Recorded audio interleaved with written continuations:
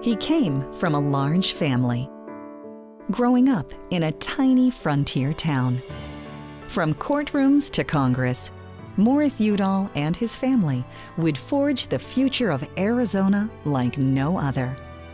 He did it in difficult times and despite enormous obstacles. And he did it with a well-polished sense of humor. He lost to Johnson by 17 million votes, and I came in 14 times second to Jimmy Carter. Between us, we've made Arizona the only state in the union where mothers don't dare to tell little kids they can grow up and be president. That was it.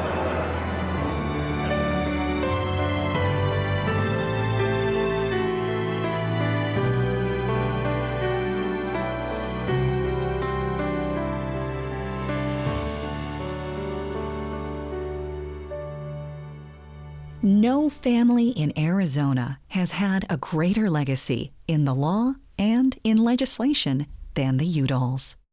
Like many who call Arizona home, the Udalls came from out of state, settling here long before Arizona was even a state. The Mormon Church sent Grandpa David King Udall to St. John's in 1880. And then Dad was born there in 1891. Mom came from the Safford area, Thatcher. The church was very big. If you look at the home where they grew up and that community, this was not a wealthy, this was a sort of rural lifestyle. They had an intimate relationship with the land. I mean, they lived right in the land, and he developed this love of the land and environment. And also, he had a close connection with American Indians, with the Native American community. I think more broadly, there was something in the philosophy of his father and his family that just said, that, you know, you need to be fair, there needs to be justice. And that got deeply ingrained in him, and he carried it through his entire career. Any and all Udalls have a considerable history, but this story is about Morris. He was one of 6 children, 3 sisters, and an older brother, Stuart, and a younger brother, Burr.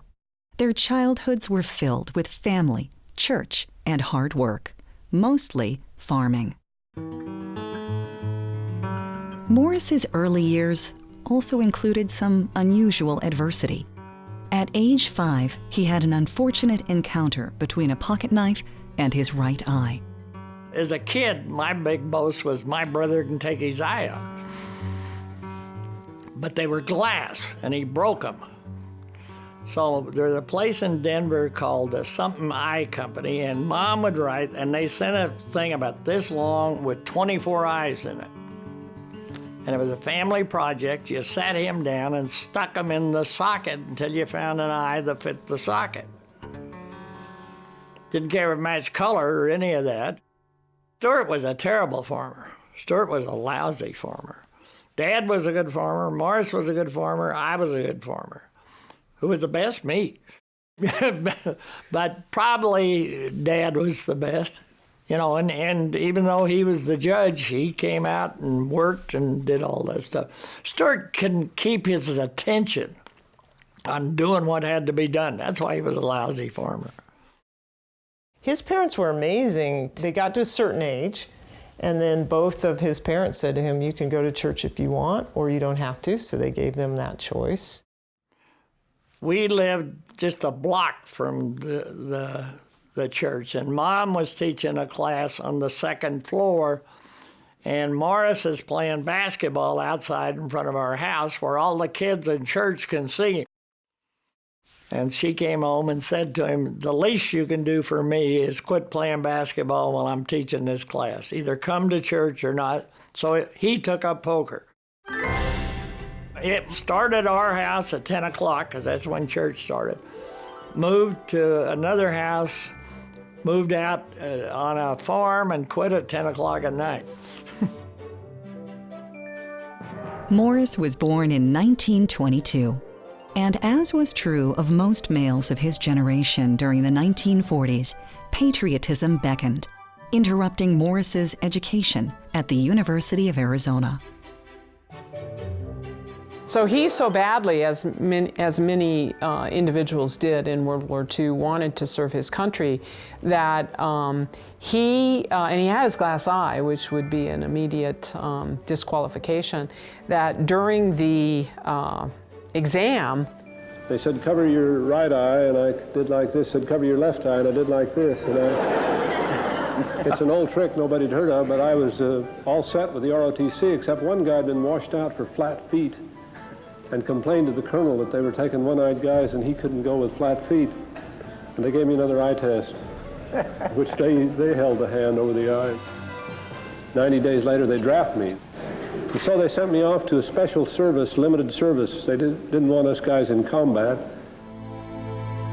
That service would be as the commanding officer of an all-black squadron in Louisiana. There, he saw firsthand some of the racism and discrimination aimed at his fellow soldiers. There was something in the philosophy of his father and his family that just said, that, you know, you need to be fair, there needs to be justice, and that got deeply ingrained in him, and he carried it through his entire career. Not a lot of people know that, but as student body president of the University of Arizona, he helped to desegregate the University of Arizona. He attacked practices that were discriminatory there, particularly for African Americans. Stewart had just graduated from law school, and Morris was the student body president. The old Commons, which was up near Old Main, where everybody ate, and they came one day, the two of them, and there were three, as I always understood it, black men outside eating. And Stewart said to them, what are you doing? Why aren't you inside? And they said, they won't let us eat inside. And he said, oh yeah, they will. And then they said, we are tired of this and we're going to change this because we know you can't eat in the cafeteria. And who would like to volunteer? When I went down to the student union and Stewart and Mo got in the manager's face and said, feed my friend. And then they had to call someone else, the person in charge, and they said again, feed my friend. And because of the power of the Udall brothers, they fed me. And then after that, blacks could eat that. Following the achievement of his baccalaureate degree, Morris was sought out for his exceptional basketball prowess, developed first while playing in St. John's and then at the University of Arizona. The professional basketball team from Denver, the Nuggets, was quick to recruit him. They researched the whole thing because they just started, and they wanted to not only get decent basketball players, but good people. And they came here and talked to people at the university, went to St. John's, talked to people. Nobody ever said he had one eye.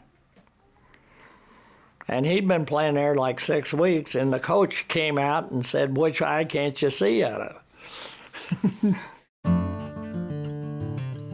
After a year of pro ball, Morris returned to the University of Arizona, this time to the College of Law, where he received his Juris Doctor degree in 1949, and then entered private practice with his brother, Stewart. His real passion, what he was most proud of, was being a lawyer. And he was an extraordinary lawyer. Before he went to Congress, he was legendary in Pima County. He won the largest personal injury judgment in I think the state at one point. When he would do jury trials, other lawyers would come to listen to his presentations and his summation and those kinds of things. He was one of the best trial lawyers I ever saw. Mo had a great personality, particularly talking to juries. When I first met Morris, he was practicing with Stewart, and they were Udall and Udall. We were on the 10th floor of the Valley National Bank, and 2 of us could fit into the office, but not 3. We didn't have very many firm meetings. Mo was more natural than Stewart was. I worked with him on a lot of the cases, but he was the one who attracted clients. I was there to do dirty work. He was 2 or 3 steps ahead of everybody else.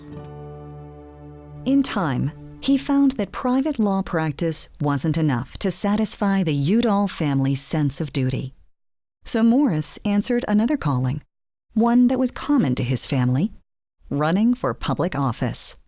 Mo had this innate sense of public service. I mean, he believed, and I think it came out of his roots as a Mormon in a pioneer family, that it was your obligation to give something back to your community and to your state and to your nation. But a crushing blow it was when he lost a campaign for county attorney to a guy who was nowhere near as able as Morris was. That was one of 2 or 3 times during our lives that he took a licking. And that was hard for Morris.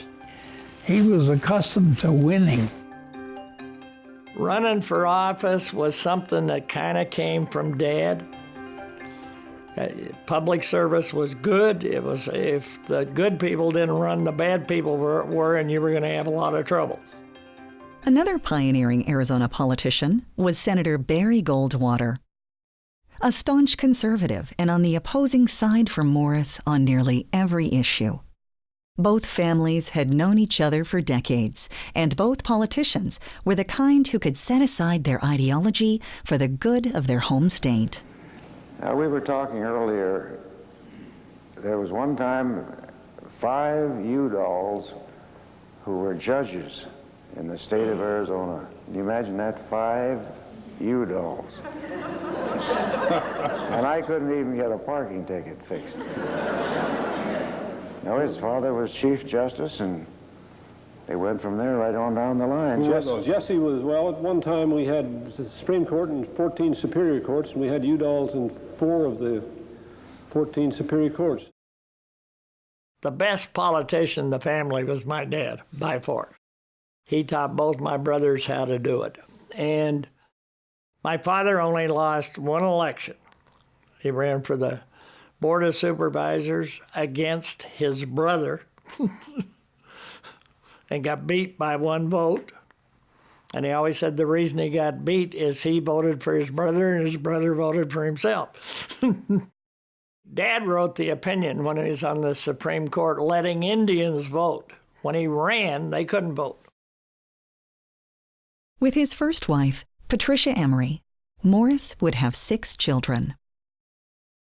Dad would take us camping in the wash bed. So we literally would leave our house, carrying a bedroll is probably what it was called back then. And I remember we seemed like forever, but it was probably just a quarter or a half mile, and find a wash bed and throw our bags down, make a fire, have hot dogs, and spend the night. You remember that? Yeah, no, I've forgotten. He was a devoted dad. He and Pat played with their children a lot. He played and laughed a lot with the kids. We were just really lucky, really, really lucky to have had Mo in our lives. I don't think Mo had a whole lot of good friends, but I think that we were close to him as much as Mo allowed that. Morris was first elected as a county attorney in the early 1950s. In 1961, Brother Stewart resigned as Arizona's congressman to the 2nd Congressional District to become President Kennedy's Secretary of the Interior. Morris won the special election to replace him and went on to represent Arizona for 3 decades. Holding a national office required plenty of time in Washington, D.C., putting pressure on his family. He and Patricia eventually divorced in 1966. I always felt his love, and I think the job when he got elected congressman created more demands on him, and it was those demands meant that we saw a little bit less of him, but He was always very supportive and loving. My memories of him were more post-divorce in some ways, when he was less available. So his career was taking off. He and my mom had separated. And I remember loving the time I spent with him. I adored my dad. But he would write letters to each one of the kids. He would sit at the old typewriter, and he would type on his congressional stationery himself letters to us. And there'd be X's, you know how you'd X out and, words marked out, and he would just type. And I think that he was very proud of all of us. Sometimes it was difficult for him to always relay the love that he felt for us. Yeah, no, I would agree. After the divorce, he poured himself into his job representing the people of Arizona and stacked up an impressive number of accomplishments, including the massive Central Arizona Project, environmental legislation, campaign reform, and American Indian rights. I really do think he believed in public service, and that when he could accomplish something that made a difference, I think that really, really motivated him. And I think he was such a great intellectual that the work was always of interest to him. Oh, I'm not arrogant enough to think that giving me power or anyone else around here would win the Cold War, stop air and water pollution, eliminate poverty, make our cities livable all next week, but I think you have to try. One of his courageous acts was to take on the president of his own party and break with him on the war in Vietnam, particularly since his brother Stuart was a member of Johnson's cabinet at the time. I think his decision to no longer support the Vietnam War, that was a moral decision on his part. And he was willing to do it even at risk to his own political future. His fierceness was, though, when he embraced an issue, he put his whole self into it, and he was bound and determined to make it happen. The last time I caught you on the subject, you were wanting to provide for universal registration so that everybody could vote just by sort of sending in a postcard. That's simply crucial. That's simply crucial. Why is it crucial? In the other democracies, they get 80 and 90% turnout. This last election, just let me make a point. This last election, and in '72, that Nixon mandate was given by less than half the voters in America. These are people who pay taxes, whose sons get drafted to go to Vietnam, and our society says we don't care whether you vote or not. As a matter of fact, a lot of Republicans and conservatives say we're better off if you don't vote. We're better off if a country has a system in which only the elite, the better educated, the more passionately involved in politics vote. I think that's wrong, and I think you destroy something very vital in democracy. When you adopt that philosophy, we ought to have this postcard registration bill. We need it badly. He believed very deeply about civil liberties and social justice and the environment and some of those things, and he wanted to bring that voice to the national debate. He loved politics, and I mean, as he would say, if you're going to be in politics, aspire to be at the highest level, and the highest level in the United States is president. He said, I'm going to run for president. I said, you're out of your mind. But, he had big ambition, and he gave it a hell of a run. Udall entered the race for president in 1976 and finished second in an unprecedented number of individual state primary elections. At the end of the nominating process, he was runner-up to Georgia Governor Jimmy Carter in the Democratic presidential primary. Carter would go on to become the president. I worked for him for 8 months on the trail, and it was quite a seminal period of time for me. I think he really believed he could be a great president. And I think it played to everything. I mean, he was at the right age, he had a lot of energy. I think he really enjoyed going around the country and talking to people. He actually would have been a really, really good president. I have no doubt about it. Yeah. We did our best, and we hit hard, but we hit fair. We had a big field, and we had a lot of tough fights, and I guess sometimes the words got a little loud and a little harsh. But I remembered an old prayer that was written for Democratic primaries, and it said, "Oh Lord, Help me to utter words which are gentle and tender, because tomorrow we may have to eat them. We're a big, brawling political party, and we fight. Somebody said that when Democrats assemble a firing squad, they always gather in a circle.